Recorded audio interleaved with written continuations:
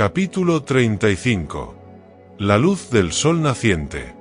La serena presencia de los monjes mendigando cada mañana en la capital confirmaba la noticia del regreso de Siddhartha a Kapilavatthu. Muchas familias hacían ofrecimientos de comida y se mostraban deseosas de oír hablar a los monjes de la enseñanza. El rey Suddhodana pidió al pueblo que, para el día que el Buda y los monjes asistieran a la recepción en el palacio, decoraran las calles de la ciudad con banderas y flores. No perdió un segundo en hacer construir pequeñas cabañas en el parque Nigroda para el Buda y sus discípulos más antiguos. Muchas personas se acercaban al parque para conocerles. Todo el mundo se quedaba impresionado viendo al antiguo príncipe mendigar serenamente por la ciudad. Su regreso se había convertido en el tema principal de conversación entre los ciudadanos. Gotami y Yasodhara deseaban visitar al Buda en el parque de Nigroda, pero, la primera semana, estuvieron demasiado ocupadas con los preparativos de la recepción de la Sangha.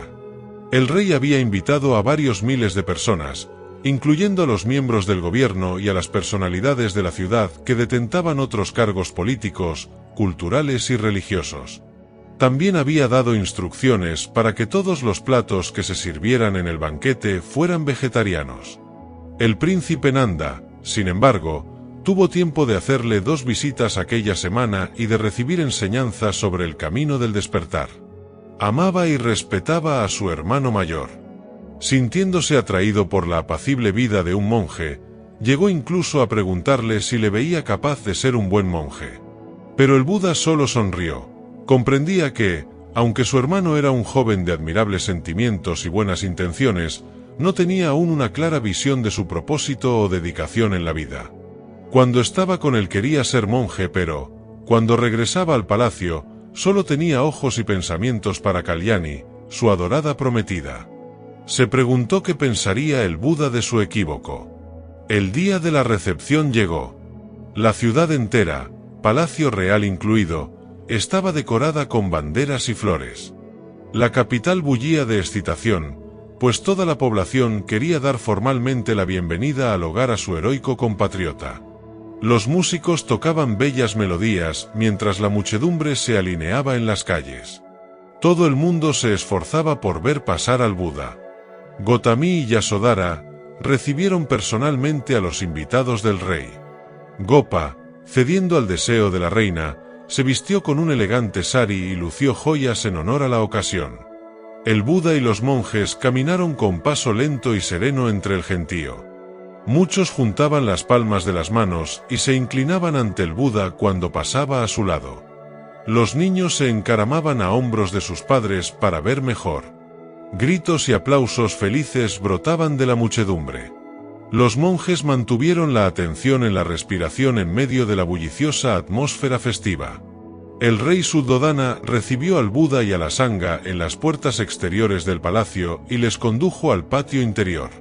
Los invitados, siguiendo el ejemplo del rey, juntaron las palmas de las manos y se inclinaron profundamente ante el Buda, a pesar de que algunos de ellos se cuestionaban si era necesario mostrar tal respeto a un monje tan joven solo porque hubiera sido el príncipe heredero. Cuando el Buda y los monjes tomaron asiento, el rey dio la señal para que sirvieran la comida. Él mismo sirvió al Buda mientras que Yasodhara y Gotami se ocupaban de los demás invitados, entre los que se encontraban brahmanes, ascetas y ermitaños. Todos comieron en silencio, siguiendo el ejemplo del Buda y los monjes. Cuando acabaron de comer y los cuencos se hubieron lavado y devuelto a los monjes, el rey se levantó, unió las palmas de las manos y pidió al Buda que enseñara el Dharma a los presentes. El Buda permaneció sentado en silencio por un momento mientras observaba y percibía el estado mental del auditorio. Comenzó explicando brevemente sus experiencias en la búsqueda del camino, pues sabía que la gente estaba ansiosa por saber qué le había ocurrido durante los últimos 7 años. Les habló de la naturaleza impermanente, de la ausencia de un yo separado y de la ley de la coproducción dependiente. Dijo que la práctica cotidiana de la plena conciencia y de la mirada profunda conducían a la cesación del sufrimiento y a la realización de la paz y la alegría, y añadió que las ofrendas y las oraciones no eran medios eficaces para alcanzar la liberación. El Buda enseñó las 4 nobles verdades: la existencia del sufrimiento, las causas del sufrimiento, la cesación del sufrimiento y el camino que conduce a la cesación del sufrimiento. Dijo: además del dolor del nacimiento, de la vejez, de la enfermedad y de la muerte, los seres humanos experimentan otros muchos sufrimientos que ellos mismos crean. Impulsados por la ignorancia y las visiones falsas, dicen y hacen cosas que generan sufrimiento para sí mismos y para los demás. El enfado, el odio, la desconfianza, los celos y la frustración causan sufrimiento y surgen debido a la falta de atención. Los seres están atrapados por su sufrimiento como si estuvieran encerrados en una casa en llamas, y en gran medida, lo crean ellos mismos. No se puede lograr la libertad rezando a un Dios. Debéis examinar profundamente vuestra mente y situación para desarraigar las falsas visiones, que son la raíz del sufrimiento. Debéis hallar la fuente del sufrimiento para comprender su naturaleza y, cuando la hayáis comprendido, el sufrimiento ya no podrá haceros su prisionero. Si alguien se enfada con vosotros, podéis devolverle el enfado, pero crearéis más sufrimiento. Si seguís el camino de la plena conciencia, en lugar de enfadaros, apaciguaréis vuestra mente para descubrir la razón del enfado de la otra persona. Con la práctica de la mirada profunda, podréis desvelar las causas que llevaron a esa persona a enfadarse. Si veis que sois responsables, no os enfadáis y aceptáis que vuestra conducta ha contribuido a crearlo. Si estáis libres de toda culpa, podéis tratar de ver por qué esa persona os ha malinterpretado y encontrar el modo de ayudarla a comprender vuestras verdaderas intenciones. Así evitaréis crear más sufrimiento, para vosotros mismos y para los demás. Majestad, honorables invitados. Todo sufrimiento puede ser eliminado practicando la mirada profunda. En el camino de la plena conciencia, aprendemos a seguir la respiración para mantener la atención. Observamos los preceptos para desarrollar concentración y lograr comprensión. Los preceptos son principios de vida que fomentan la paz y la alegría. Practicándolos, desarrollamos nuestra capacidad de concentración y podemos vivir con mayor conocimiento y atención. La atención despierta alimenta la capacidad de iluminar la naturaleza verdadera de nuestra mente y de nuestro entorno. De dicha iluminación nace la comprensión. Solo con comprensión podemos amar. El sufrimiento se supera cuando logramos comprensión. El camino de la verdadera liberación es el camino de la comprensión. La comprensión es la prajna, que surge de la contemplación profunda de la verdadera naturaleza de las cosas. El camino de los preceptos, de la concentración y de la comprensión es el camino que conduce a la liberación. El Buda hizo una breve pausa, sonrió y prosiguió con su discurso. Pero el sufrimiento es solo un aspecto de la vida. La vida tiene otro aspecto, maravilloso. Si somos capaces de verlo, obtendremos felicidad, paz y alegría. Cuando nuestros corazones están libres de ataduras, podemos establecer un contacto directo con las maravillas de la vida. Cuando comprendemos realmente las verdades de la transitoriedad, de la vacuidad del yo y de la coproducción dependiente, vemos cuán maravillosos son nuestro corazón y nuestra mente.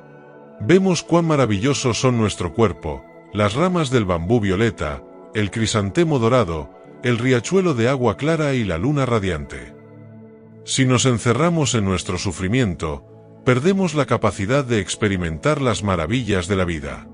Cuando logramos rasgar el velo de la ignorancia, descubrimos el amplio reino de la paz, de la alegría, de la liberación y del nirvana. El nirvana es la eliminación de la ignorancia, de la codicia y del enfado y la aparición de la paz, de la alegría y de la libertad. Honorables invitados, tomad el tiempo necesario para contemplar las claras aguas de un riachuelo o un rayo de luz del sol naciente. ¿Experimentáis paz, alegría y libertad? Si seguís encerrados en la prisión del pesar y de la ansiedad, no percibiréis las maravillas del universo, que incluyen la respiración, el cuerpo y la mente. El camino que he descubierto conduce a la trascendencia del pesar y de la ansiedad, mirando profundamente su verdadera naturaleza. Lo he compartido con otras personas que, a su vez, lo han descubierto por sí mismas. Todos los presentes se sintieron profundamente conmovidos por la charla del Dharma del Buda. El corazón del rey desbordaba alegría, al igual que el de Gautami y Yasodhara. Todos querían aprender más sobre los métodos para contemplar en profundidad la naturaleza de las cosas con el fin de alcanzar la liberación y la iluminación. Después, el rey acompañó al Buda y a los monjes hasta las puertas exteriores del palacio. Los invitados felicitaron al monarca por el gran logro de su hijo. El parque Nigroda se convirtió rápidamente en un monasterio. Las viejas higueras que crecían en el lugar proporcionaban una fresca sombra. Muchos nuevos monjes recibieron la ordenación y numerosos laicos, incluyendo a unos cuantos jóvenes del clan Sakya, tomaron los 5 preceptos. Yasodhara acudía a menudo al parque Nigroda en compañía de la reina y del joven Rahula para escuchar la enseñanza del Buda. Yasodhara le preguntó en privado al Buda sobre la relación entre la práctica del camino y la obra social. El Buda le enseñó a observar la respiración y a practicar la meditación para alimentar la paz y la alegría en su corazón. Ella comprendió que, sin paz y alegría, no podía ayudar realmente a los demás y que, si desarrollaba una comprensión más profunda, su capacidad de amar aumentaría. Estaba contenta sabiendo que podía practicar el camino del conocimiento mientras ofrecía servicio a los demás. La paz y la alegría eran posibles en el instante mismo de su labor. Los medios y los fines no eran dos cosas distintas. La reina Gautami estaba haciendo también grandes progresos en la práctica.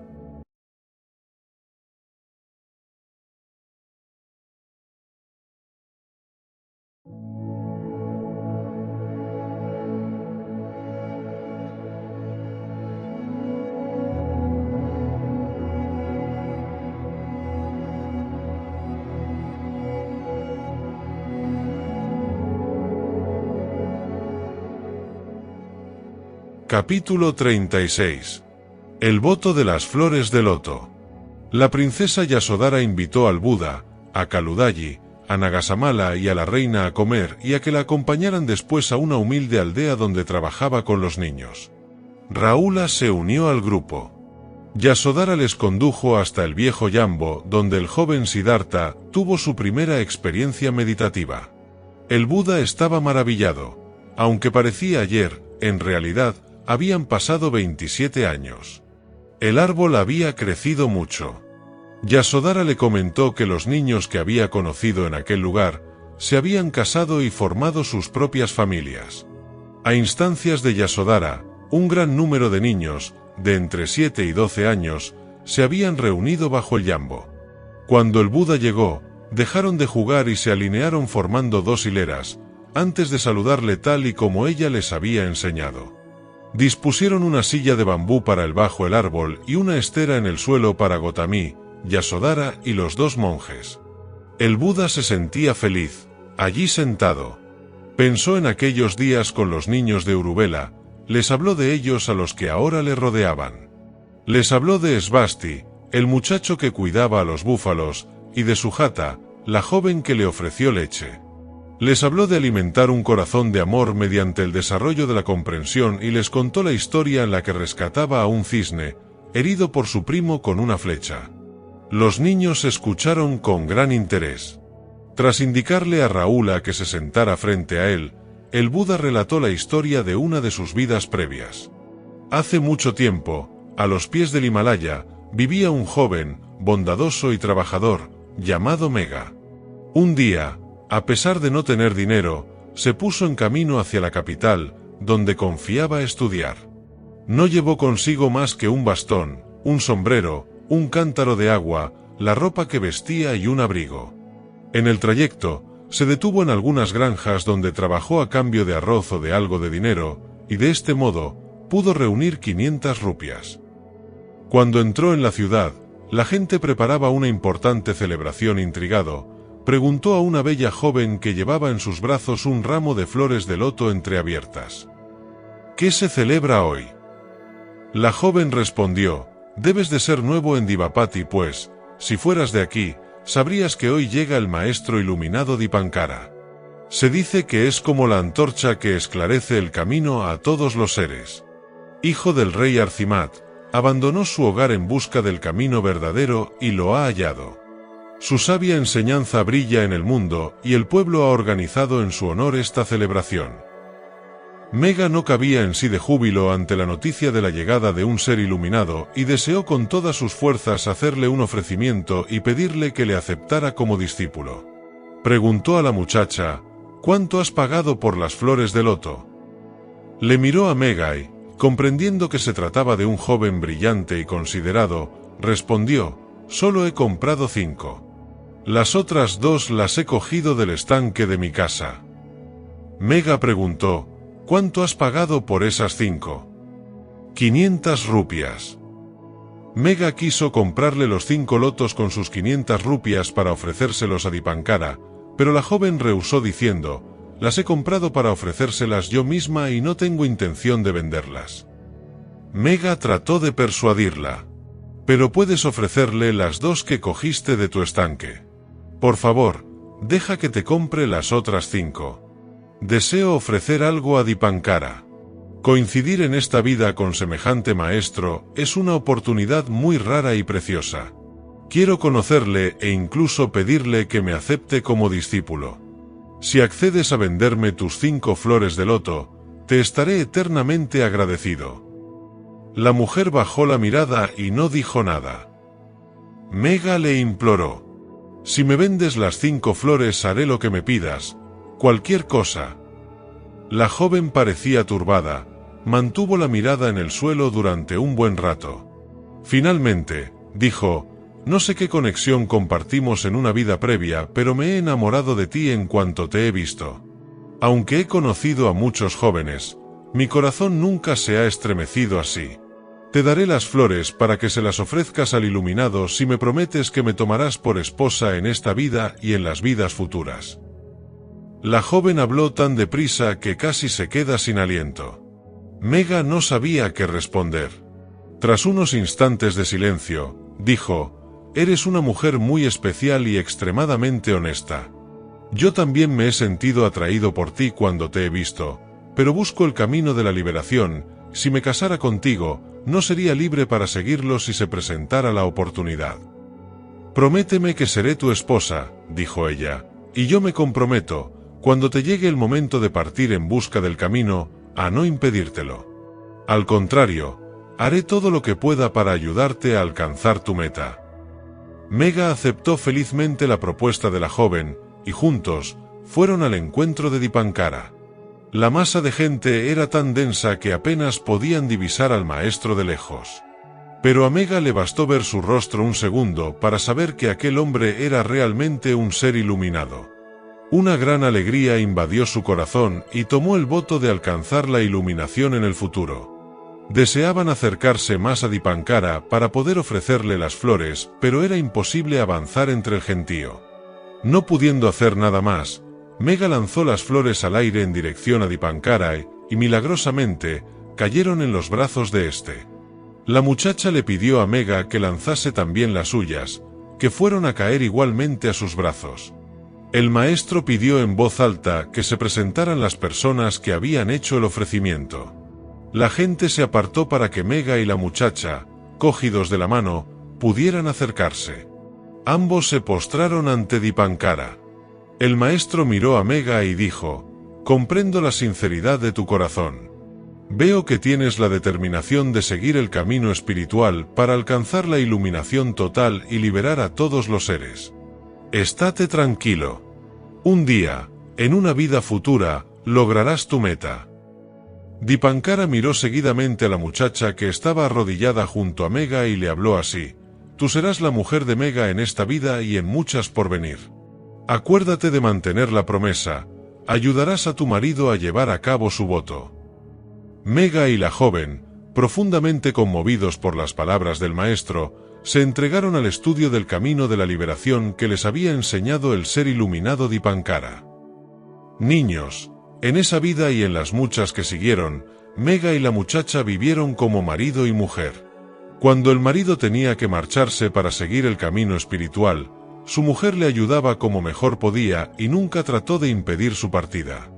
Debido a ello, el marido sentía el más profundo agradecimiento hacia su esposa y, finalmente, realizó el gran voto y se convirtió en un ser verdaderamente iluminado, tal como Dipankara había profetizado muchas vidas atrás.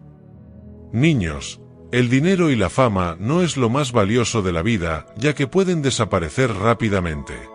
La comprensión y el amor son las verdaderas joyas.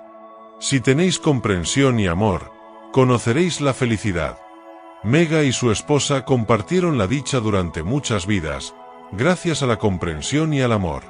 Con comprensión y amor, no hay nada que no podáis lograr. Yasodhara juntó las palmas de las manos y se inclinó ante el Buda. Estaba profundamente emocionada. Sabía que la historia que había contado a los niños iba especialmente dirigida a ella.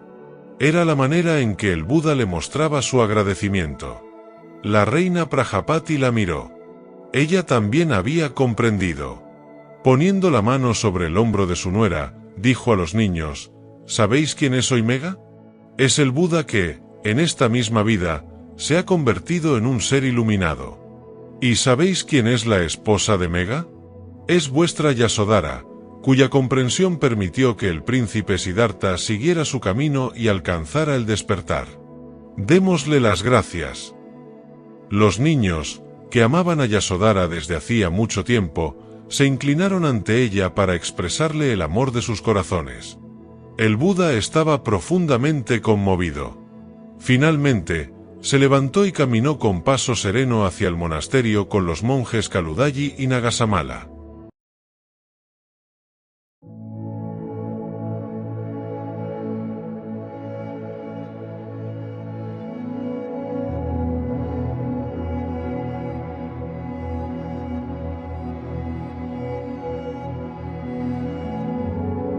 Capítulo 37.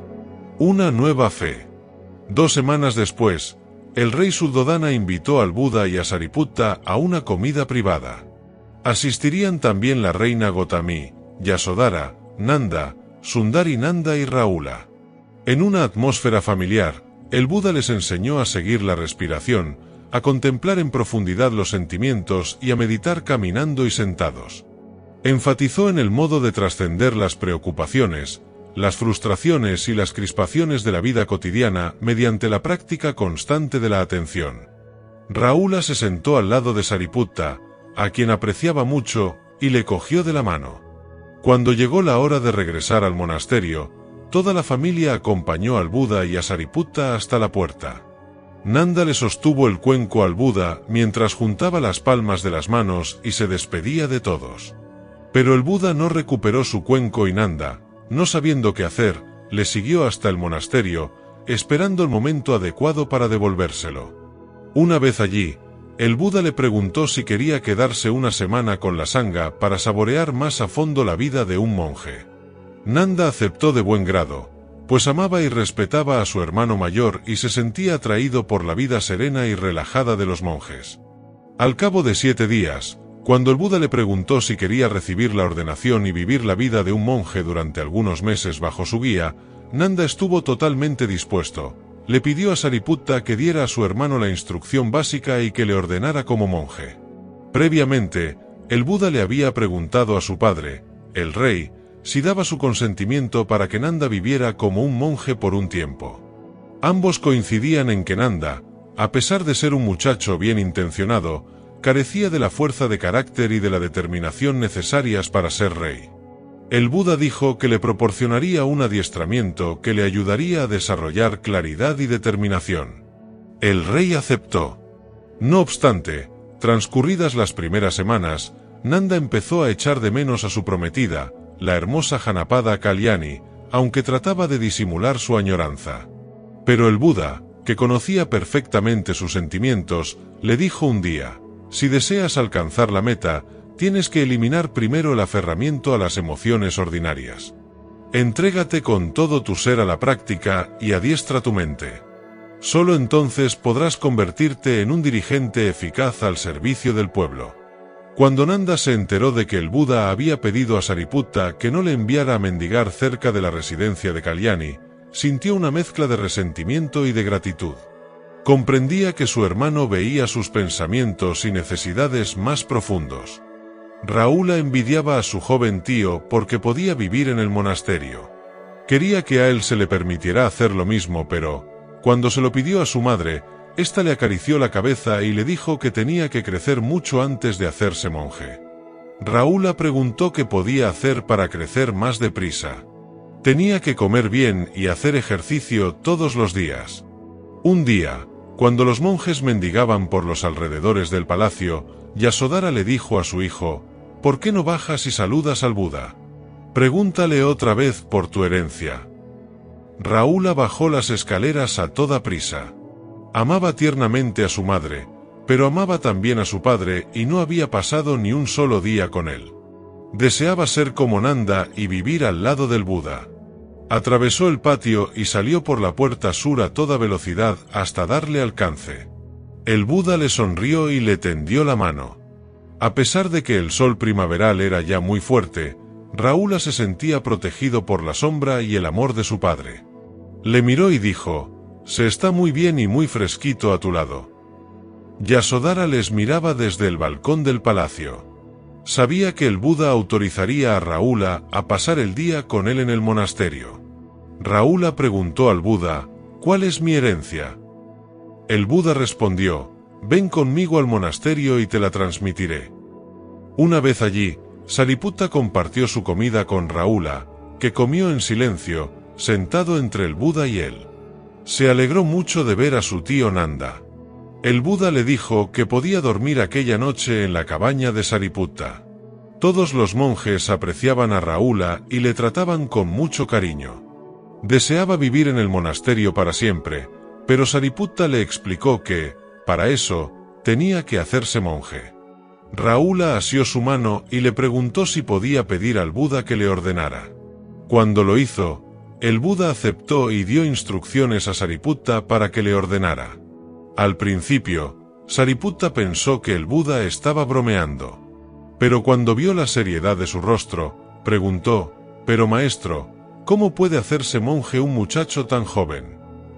El Buda respondió: «Debemos permitirle que practique como preparación de los votos definitivos del futuro.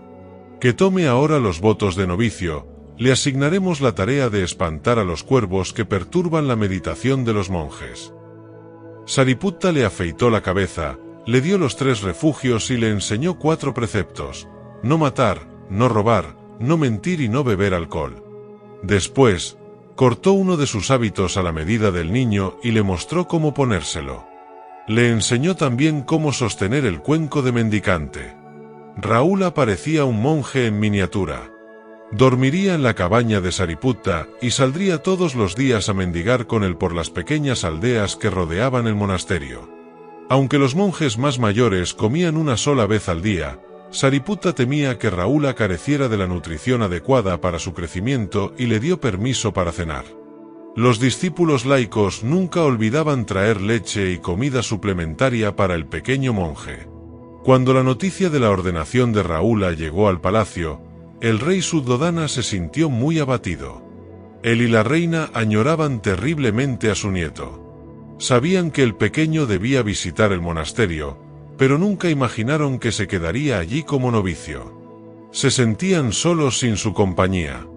Yasodhara, dividida entre la tristeza y la felicidad, echaba muchísimo de menos a su hijo, pero le reconfortaba saber que ahora estaba cerca de su padre, después de tantos años de separación.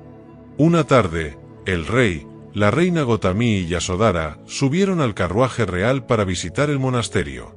El Buda, Nanda y Rahula salieron a saludarles. En su excitación, Rahula corrió hacia su madre, que le abrazó tiernamente. Después, abrazó a sus abuelos.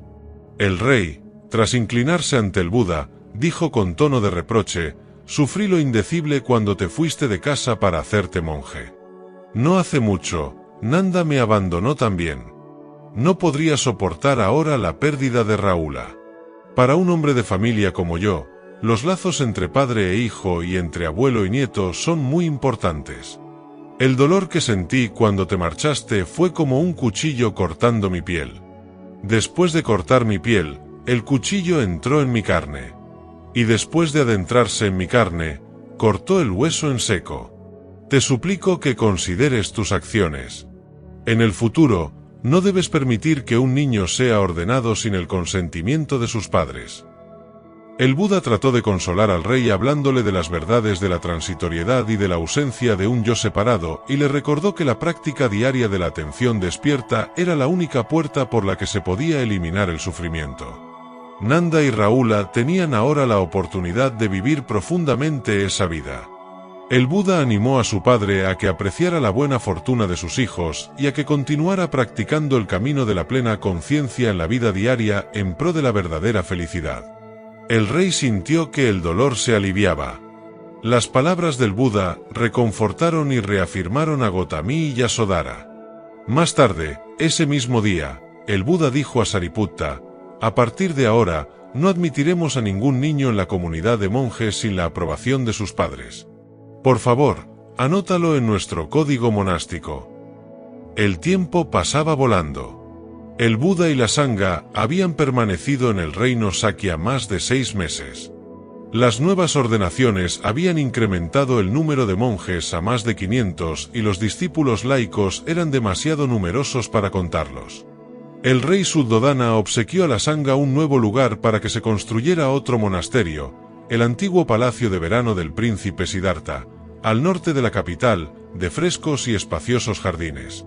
El venerable Sariputta lo organizó todo para que un gran número de monjes establecieran allí la vida monástica. La presencia de este nuevo monasterio garantizaba un firme fundamento para la práctica del camino en el reino Sakya.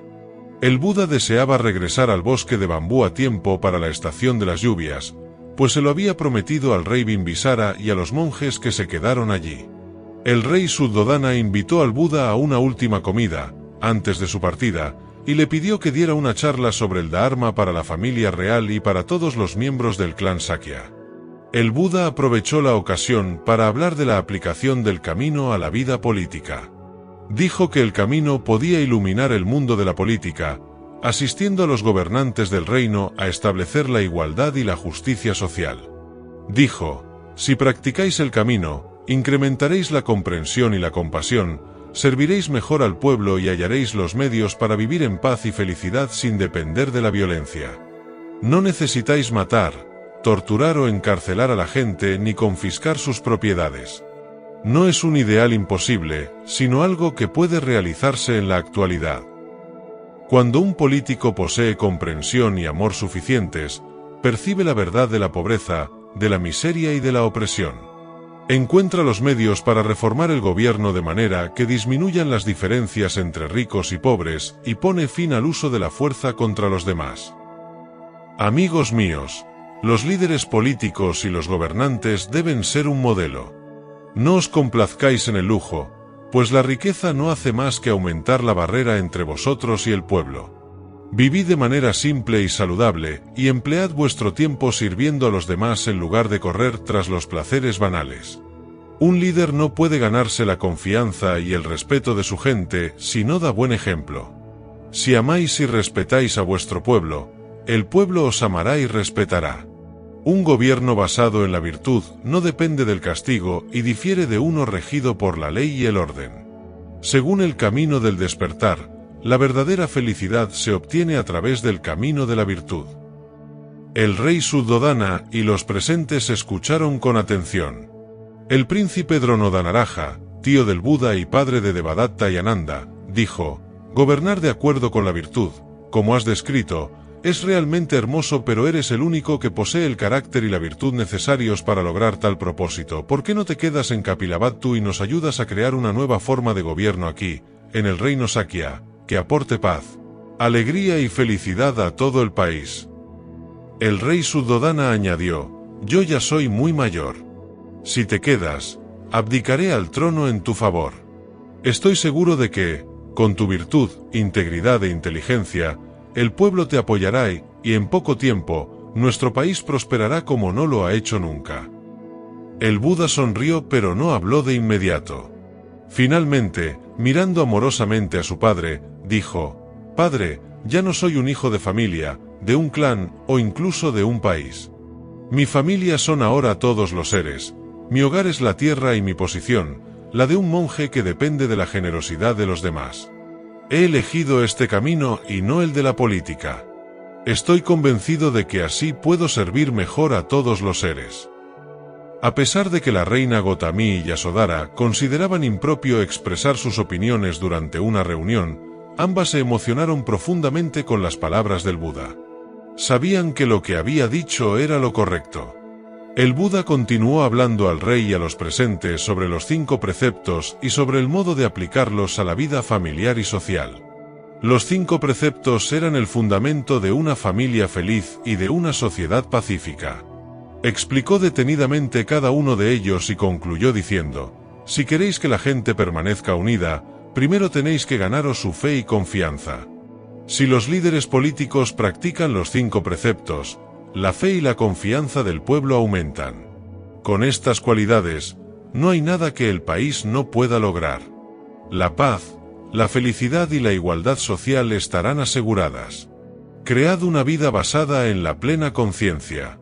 Los dogmas del pasado no son útiles para incrementar la fe y la confianza ni para estimular la igualdad entre la gente. Permitid que el camino del despertar os ofrezca una nueva vía y una nueva fe. El Buda calmó finalmente las inquietudes del rey y de los presentes, prometiendo que vendría a menudo a Kapilavatthu.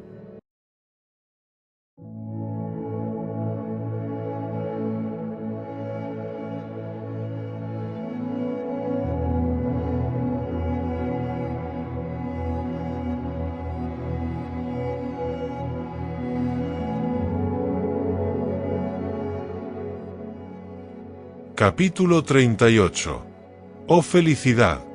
Desde el país Sakya, el Buda se dirigió hacia la región septentrional de Kosala, acompañado por 120 monjes, de los cuales muchos eran jóvenes de nobles familias. Descansaron en un parque cerca de la ciudad de Anupiya, el hogar de los mayas. El venerable Sariputta, Kaludayi, Nanda y el novicio Raula viajaban con él.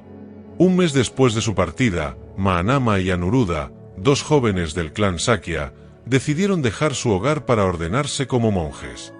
Su opulenta familia poseía 3 magníficas residencias, una para cada estación. Mahanama anhelaba seguir el ejemplo de los amigos que se habían hecho monjes, pero, cuando se enteró de que su hermano sentía lo mismo, renunció a su deseo. No eran más que 2 hijos, así que decidió sacrificarse para perpetuar el nombre de la familia, dejando a su hermano menor el privilegio de pedir la ordenación.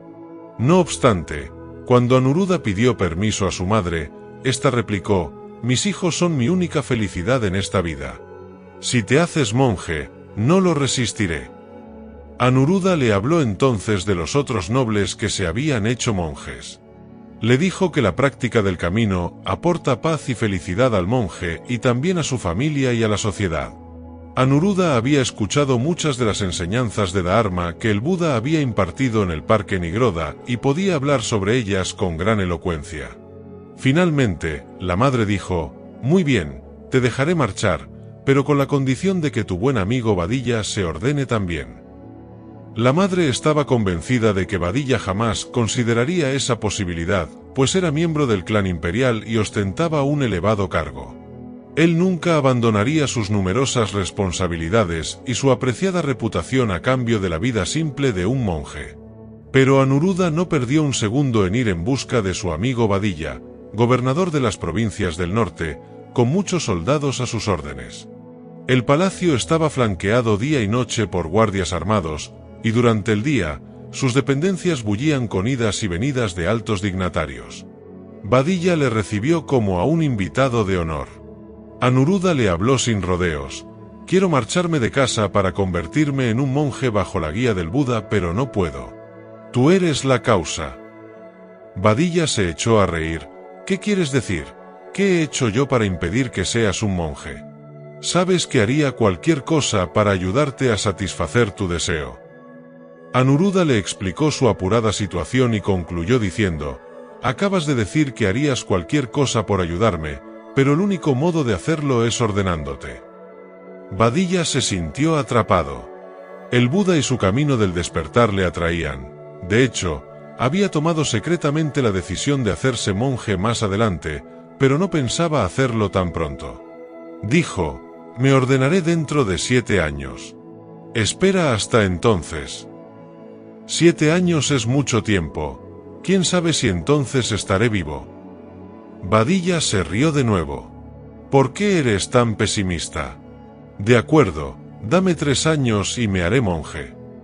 3 años es también demasiado tiempo. Muy bien, 7 meses. Necesito tiempo para arreglar mis asuntos y transferir mis responsabilidades gubernamentales.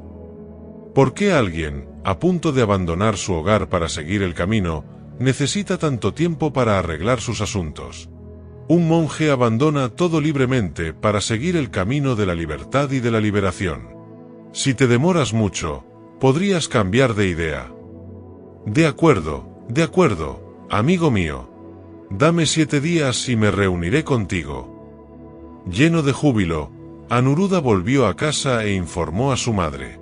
La buena mujer nunca hubiera imaginado que el gobernador Badilla pudiera abandonar tan fácilmente su prestigiosa posición. De pronto, la madre sintió el poder del camino de la liberación y se sintió mejor dejando partir a su hijo. Anuruddha persuadió a Bhagu, Kimbila, Devadatta y Ananda, príncipes del clan imperial, a unirse a él. El día señalado, se juntaron en su casa y partieron en busca del Buda. Todos eran mayores de edad excepto Ananda, que tenía 18 años, pero había recibido autorización de su padre para acompañar a Devadatta, su hermano mayor.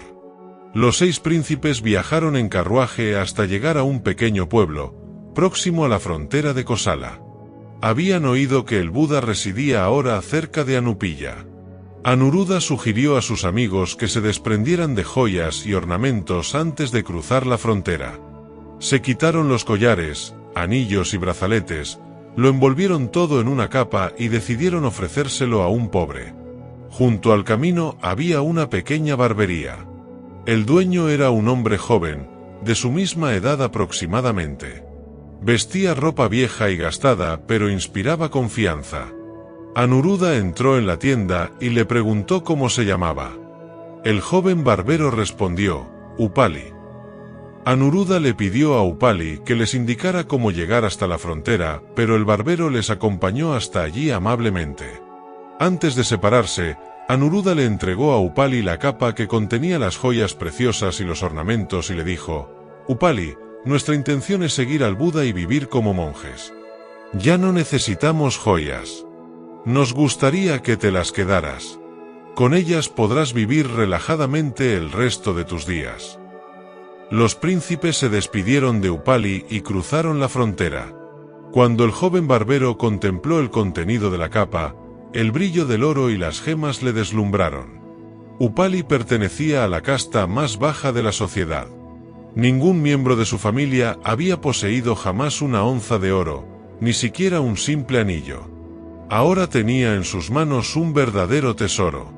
Sin embargo, en lugar de alegrarse, se sintió de repente aterrado. Apretó con todas sus fuerzas el paquete contra su pecho. Los sentimientos de felicidad desaparecieron por completo. Sabía que muchos matarían por ese botín. Upali reflexionó. Si los jóvenes nobles, que habían disfrutado de todo tipo de riquezas y poder, lo habían abandonado todo para hacerse monjes, era sin duda porque habían comprendido los peligros y la carga que pueden acarrear la riqueza y la fama. De pronto, Upali sintió el deseo de deshacerse de aquella fortuna y de seguir a los príncipes en su búsqueda de la verdadera paz, la alegría y la liberación. Sin dudarlo un instante, colgó de una rama el hatillo con las joyas y cruzó la frontera. Poco después, alcanzó a los jóvenes nobles. Sorprendidos al verle correr tras ellos, Devadatta le preguntó, Upali, ¿por qué nos sigues? ¿Dónde están las joyas que te dimos? Tras recobrar el aliento, el barbero les explicó que había colgado el hatillo de un árbol, a la vista del primero que pasara. Dijo que no se sentía cómodo con tales riquezas y que deseaba unirse a ellos para hacerse monje bajo la guía del Buda. Devadatta se rió. ¿Quieres ser monje? Pero si eres un... Anuruddha interrumpió a Devadatta diciendo, maravilloso, maravilloso. Estamos encantados de que te unas a nosotros. El Buda enseña que la sangha es como un océano y los monjes, los innumerables ríos que fluyen hasta desembocar en él. Aunque hayamos nacido en castas diferentes, cuando nos unamos a la Sangha, seremos hermanos, sin distinciones que nos separen.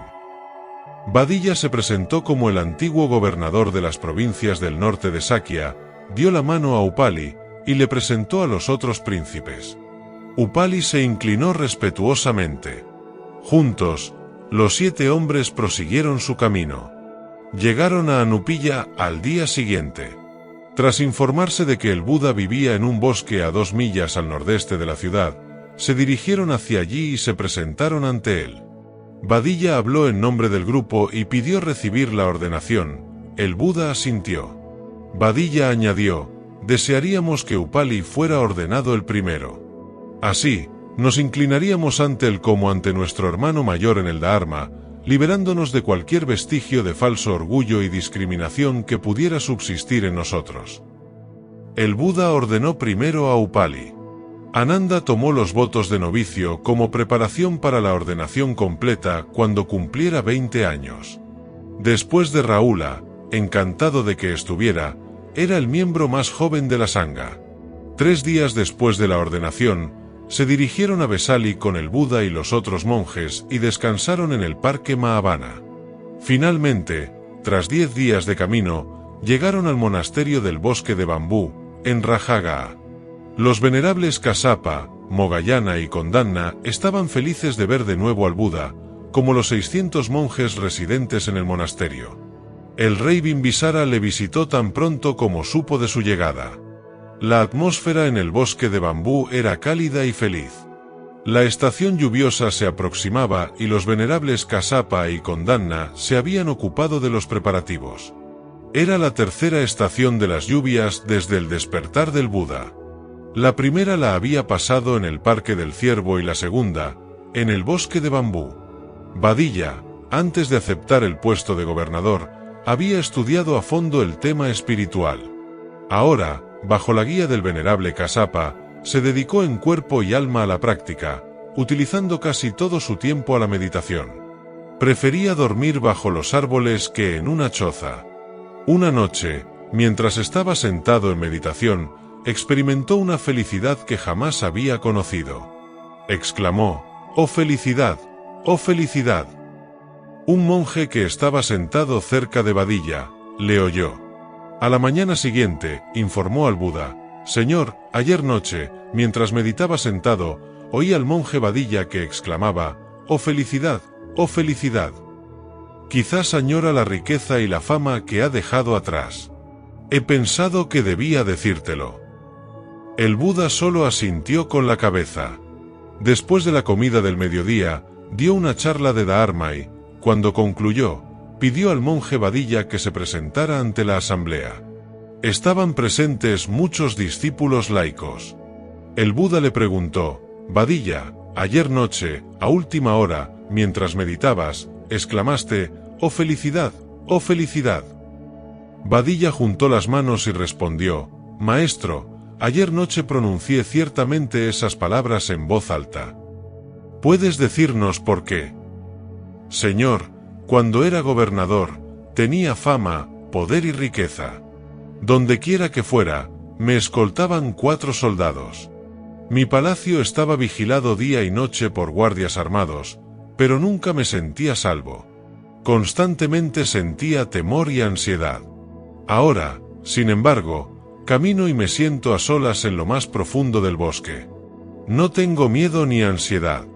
Me siento tranquilo y feliz como jamás lo había estado. Maestro, vivir como un monje me proporciona tal felicidad y alegría, que ya no tengo miedo de nadie ni de perder nada. Soy feliz como un ciervo que vive libre en el bosque. Ayer noche, durante la meditación, todo esto surgió con tal claridad en mi mente que exclamé: ¡oh felicidad! ¡Oh felicidad! Por favor, perdóname si fue causa de perturbación. El Buda ensalzó a Vadilla ante el pleno de la comunidad. Es maravilloso, Vadilla.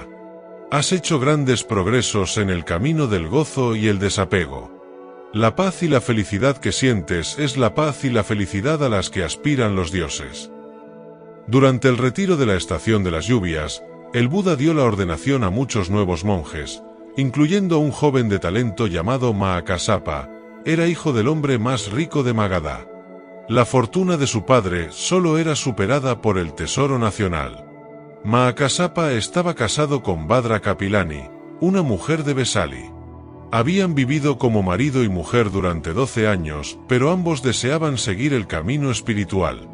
Un día, Mahakasapa se despertó muy temprano y vio una serpiente venenosa cerca del brazo de su mujer, que dormía plácidamente. Mahakasapa no se atrevía a respirar por miedo a sobresaltar al reptil que, finalmente, rozando el brazo de Kapilani, salió de la habitación. Despertó a su esposa y le contó lo ocurrido. Reflexionaron sobre la incertidumbre y la transitoriedad de la vida. Kapilani le animó a que buscara sin tardanza a un maestro que le enseñara el camino. Como habían oído hablar del Buda, Mahakasapa se dirigió inmediatamente al bosque de bambú. En cuanto le vio, comprendió que había encontrado a su verdadero maestro. El Buda pudo apreciar fácilmente que Mahakasapa era un hombre de una profundidad poco común y le dio la ordenación al instante. El nuevo monje le habló entonces del deseo de su esposa de hacerse monja y seguir el camino, pero el Buda le respondió que no había madurado todavía el momento de admitir a las mujeres en la sangha y que debería esperar un poco más.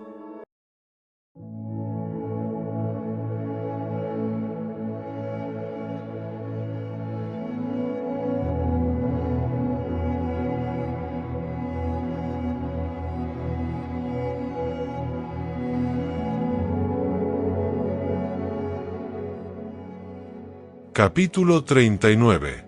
Esperando el amanecer. 3 días después de la estación de las lluvias, un joven llamado Sudatta visitó al Buda. Le rogó que aceptara enseñar el camino del despertar en Kosala. Era un mercader inmensamente rico. Vivía en Savatthi, la capital del reino de Kosala, donde gobernaba el rey Pasenadi. Sudatta era conocido entre su gente como un filántropo que dedicaba siempre un generoso porcentaje de sus beneficios para huérfanos e indigentes. Sus esfuerzos le proporcionaban gran satisfacción y felicidad. La gente le llamaba Anathapindika, que significa el que cuida de los pobres y de los abandonados. Sudatta viajaba frecuentemente a Magadha para comprar y vender mercancías, y cuando paraba en Rajagaa, se alojaba en casa del hermano mayor de su mujer, que era también comerciante. Su cuñado le trataba siempre con gran afecto, asegurándose de que su estancia fuera en todo momento agradable. No obstante, en esa ocasión, su cuñado no le hacía caso, sumamente ocupado en dirigir a los miembros de la familia y a los sirvientes en lo que parecían los preparativos de una gran fiesta. Sudatta, sorprendido de tal actividad, quiso saber si preparaban una boda o conmemoraban el aniversario de un fallecimiento. El cuñado respondió: «He invitado mañana a comer al Buda y sus monjes». Sudatta preguntó con cierta sorpresa: «¿Buda no quiere decir el despierto?». «Así es. El Buda es un ser despierto, un maestro iluminado, una persona maravillosa y radiante. Mañana tendrás la oportunidad de conocerle». Sudatta no podía explicar por qué, pero el simple hecho de oír la palabra Buda le había llenado de felicidad y de inspiración. Hizo sentarse a su cuñado y le preguntó más sobre el maestro. El cuñado le explicó que, después de contemplar a los monjes mendigando serenamente en la ciudad, fue a escuchar al Buda al monasterio del bosque de bambú. Se había convertido en uno de sus discípulos laicos e incluso, como ofrecimiento, había construido 60 cabañas en el monasterio para proteger a los monjes de las inclemencias del tiempo. Tal vez, pensó Sudatta sorprendido, se debía a una conexión del pasado, pero sentía en su corazón gran amor y respeto por el Buda. No podía esperar hasta la mañana siguiente. Pasó la noche inquieto, esperando ansiosamente a que amaneciera para visitar el monasterio del bosque de bambú. Se levantó 3 veces de la cama para ver si había amanecido, pero las 3 veces era todavía de noche. Incapaz de esperar más, se levantó, se vistió, se calzó y salió. El aire era frío y brumoso. Atravesó la puerta de Sivaka y se encaminó hacia el monasterio. Cuando llegó, los primeros rayos del sol doraban las hojas de bambú. Quería conocer al Buda, pero se sentía algo nervioso. Para calmarse, susurró: «No te preocupes, Sudatta».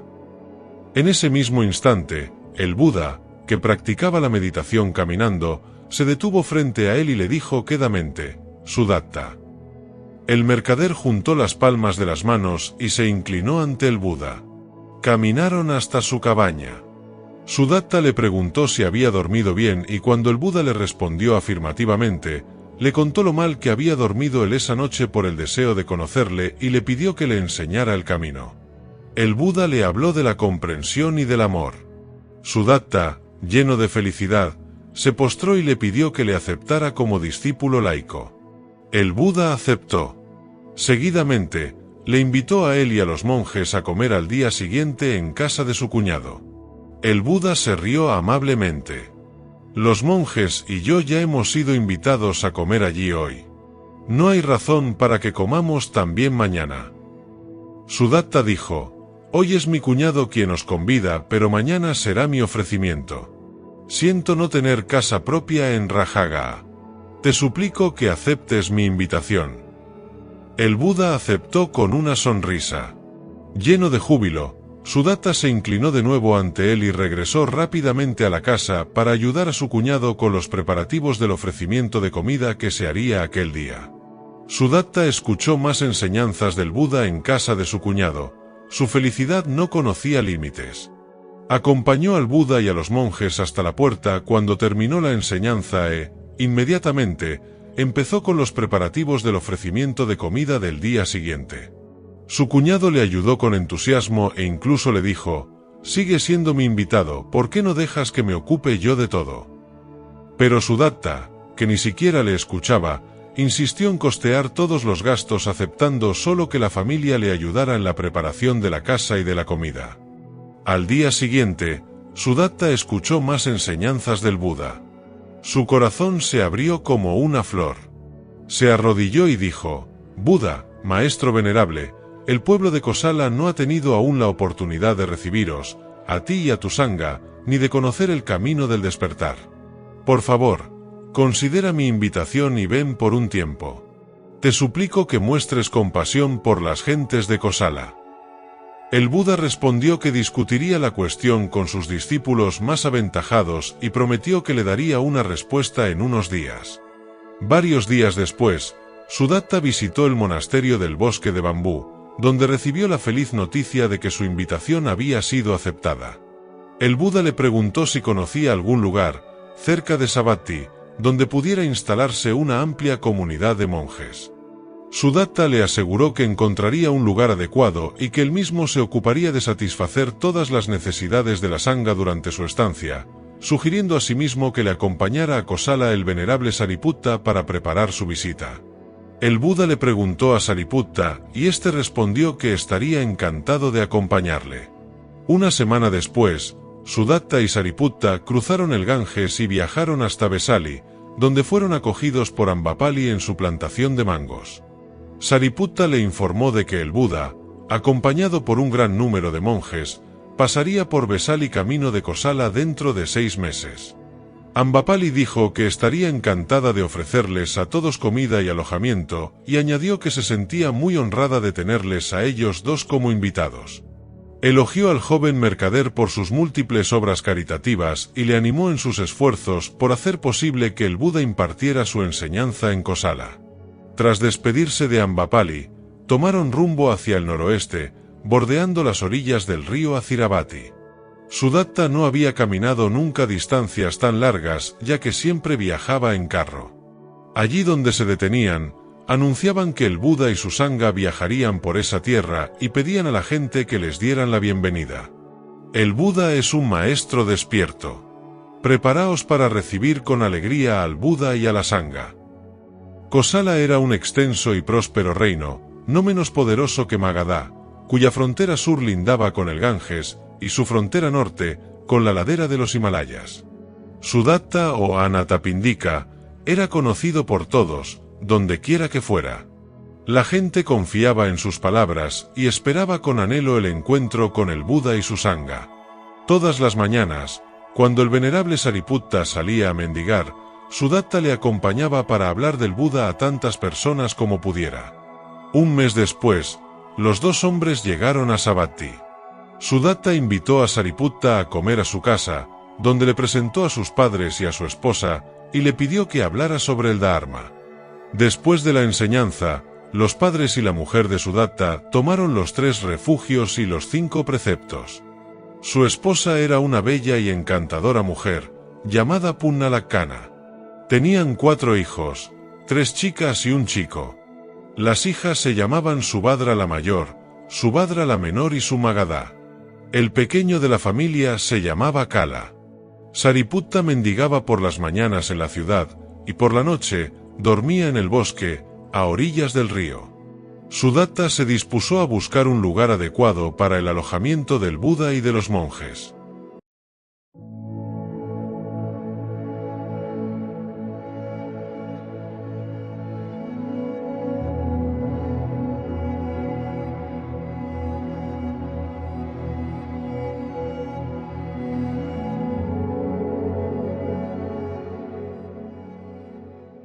Capítulo 40. Cubrir de oro la tierra. De todos los lugares que había visitado Sudatta, no había ninguno tan hermoso como el parque del príncipe Jeta. Estaba seguro de que, si lo adquiría, el camino del despertar del Buda podía extenderse desde ese maravilloso lugar a todo el reino. Sudatta fue a ver al príncipe Jeta, le encontró conversando con un oficial del palacio. Saludó respetuosamente a ambos y expuso directamente su deseo de que el príncipe le vendiera el parque para crear un centro de práctica para el Buda.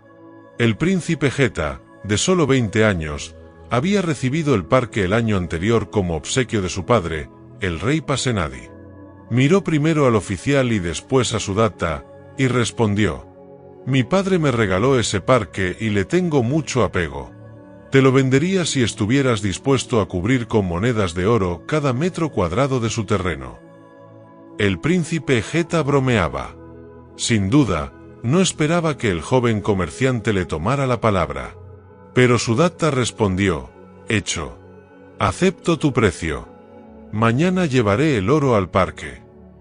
El príncipe, estupefacto, exclamó: «Solo era una broma. No deseo vender mi parque. No te molestes en llevar el oro». Pero Sudatta replicó resueltamente: «Honorable príncipe, como miembro de la familia real, tienes el deber de mantener y respetar tu palabra». Miró al oficial del palacio buscando apoyo y añadió: «¿No es cierto, excelencia?». El oficial asintió con la cabeza y después, mirando al príncipe, dijo: «El mercader Anathapindika está en lo cierto.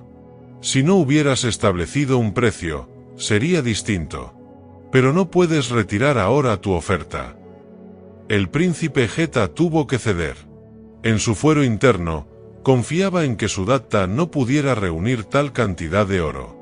Al día siguiente, temprano, el joven comerciante hizo llevar al parque grandes carros, llenos de monedas de oro, que sus sirvientes esparcieron por el terreno. El príncipe Jeta, pasmado, comprendió que no se trataba de un asunto cualquiera. ¿Por qué pagaría alguien tanto por un parque? El Buda y su sangha tenían que ser realmente extraordinarios para que el joven mercader hiciera semejante ofrenda. Le pidió a Sudatta que le hablara de él. Sus ojos brillaban mientras le explicaba cosas de su maestro, del Dharma y de la sangha, y le prometió que al día siguiente vendría con el venerable Sariputta y se lo presentaría. El príncipe Jeta estaba conmovido. Cuando alzó la mirada, se habían cubierto ya 2/3 del parque. Justo llegaba en ese momento el 4.º carro con oro.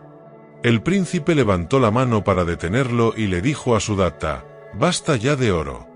Deja que el terreno restante sea mi ofrecimiento, pues deseo contribuir a tu bello proyecto». Sus palabras llenaron de júbilo el corazón de Sudatta. Y al día siguiente, tal como había prometido, fue con Sariputta. La apacible actitud del monje impresionó al príncipe. Los 3 visitaron el parque. Sudatta había decidido, en honor al príncipe, llamarlo Jetavana o Arboleda de Jeta. Le sugirió a Sariputta que se instalara allí para dirigir la construcción del monasterio. Su familia le traería todos los días un ofrecimiento de comida. Sudatta, Sariputta y el príncipe planearon juntos la construcción de las cabañas, la sala para las enseñanzas de Dharma, la de meditación y los aseos. El mercader expresó el deseo de erigir una puerta de 3 niveles a la entrada del bosque y Sariputta sugirió aspectos relativos al monasterio, pues se había convertido en un experto. Seleccionaron un lugar especialmente fresco y tranquilo para la cabaña del Buda y supervisaron el trazado de los nuevos caminos y la excavación de los pozos. Los habitantes de la ciudad se enteraron enseguida de que Sudatta había tenido que pavimentar con oro el suelo del bosque para conseguirlo y de que se estaba construyendo un monasterio para acoger al Buda y a su sangha, que pronto llegarían de Magadha. Sariputta empezó a dar charlas de Dharma en Jetavana. El número de asistentes aumentaba a diario. Aunque nadie conocía al Buda, se sentían atraídos por su enseñanza. 4 meses más tarde, el monasterio estaba casi acabado. Sariputta salió al encuentro del Buda y de los monjes para conducirlos a Jetavana. Estaban en Vesali. Varios centenares de monjes de hábitos azafrán mendigaban por las calles. La sangha se había instalado cerca de la ciudad, en el gran bosque. Sariputta informó al Buda del rápido avance de los preparativos en Savatthi. El Buda le dijo que había dejado a Kondanna y a Uruvela Kasapa a cargo de la comunidad del bosque de bambú. De los 500 monjes que le acompañaban, 200 se quedarían a practicar en Vesali y el resto les seguiría hasta Jetavana. Le comentó también que Ambapali había invitado a toda la sangha a un ofrecimiento de comida al día siguiente y que partirían hacia Savatthi al día siguiente. Ambapali estaba contenta de tener la oportunidad de ofrecer una comida al Buda y a los monjes en su plantación de mangos, pero sentía que su hijo, Jivaka, no pudiera estar presente debido a sus estudios médicos. Ocurrió algo curioso.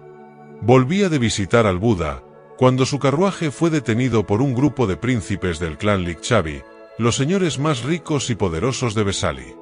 Tras preguntarle a dónde iba, Ambapali respondió que regresaba a casa con la intención de hacer los preparativos para recibir al Buda y a sus monjes al día siguiente. Los jóvenes nobles le dijeron que se olvidara del Buda y que les invitara a ellos en su lugar. «Invítanos y pagaremos 100.000 monedas de oro por la comida», propusieron, convencidos de que invitar a un monje no era tan divertido y provechoso como atenderles a ellos. Ambapali no estaba en absoluto interesada en la propuesta y respondió: «Es evidente que no sabéis quién es el Buda. De lo contrario, me diríais vuestras palabras. Lo tengo todo organizado. Aunque me ofrecierais la ciudad de Vesali con la tierra que la rodea, no aceptaría. Ahora, si no os importa, dejadme pasar, tengo mucho que hacer». Completamente pasmados, los nobles Likcheis le abrieron paso. Ambapali no se imaginaba que, tras su encuentro, los príncipes decidieran ir a conocer al maestro que ella tanto respetaba. Dejaron sus lujosos carruajes a la entrada del gran bosque y caminaron hasta las cabañas. El Buda se dio cuenta de que los jóvenes poseían semillas de compasión y sabiduría. Les invitó a sentarse y les habló de su propia vida, de su búsqueda del despertar y del camino que elimina el sufrimiento y lleva a la liberación. Sabía que pertenecían a la misma casta guerrera a la que había pertenecido él. Mirándoles, podía verse como uno de ellos. Les habló con cálida comprensión. Las palabras del Buda les abrió el corazón. Sentían que, por primera vez, podían verse a sí mismos y comprendieron que la riqueza y el poder no eran suficientes para alcanzar la verdadera felicidad. Tuvieron la certeza de haber encontrado un camino para sus vidas y pidieron, unánimemente, ser aceptados como discípulos laicos. Tras invitar al Buda y a la sangha a una comida al día siguiente, el Buda respondió: «Mañana estamos invitados a comer en casa de Ambapali». Los jóvenes nobles sonrieron, recordando el encuentro. «Entonces, permite que os invitemos pasado mañana». El Buda aceptó con una sonrisa. Ambapali convidó a sus amistades y a los nobles Likcheis a su plantación de mangos para que escucharan la enseñanza del Buda. Al día siguiente, el Buda y un centenar de monjes acudieron al palacio de los príncipes donde les sirvieron refinados platos vegetarianos, preparados con la máxima maestría y cuidado. Los príncipes ofrecieron también a los monjes jacas, mangos, plátanos y pomarrosas recién cogidos de su huerto. Cuando acabaron de comer, el Buda habló de la coproducción dependiente y del noble camino óctuple. Su enseñanza tocó el corazón de todos los presentes. 12 jóvenes nobles, entre ellos Sotada y Sunakatta, 2 príncipes de gran influencia en el clan Likchavi, pidieron la ordenación como monjes. El Buda les aceptó a todos gustosamente. Los nobles Likcheis suplicaron al Buda que volviera a Vesali el próximo año y prometieron construir un monasterio en el gran bosque donde podrían residir varios cientos de monjes. El Buda aceptó la propuesta. Al día siguiente, temprano, Ambapali visitó al Buda y le expresó el deseo de ofrecer su plantación de mangos a la Sangha. El Buda aceptó el obsequio y poco después partió con Sariputta y 300 monjes hacia el norte, camino de Vesali.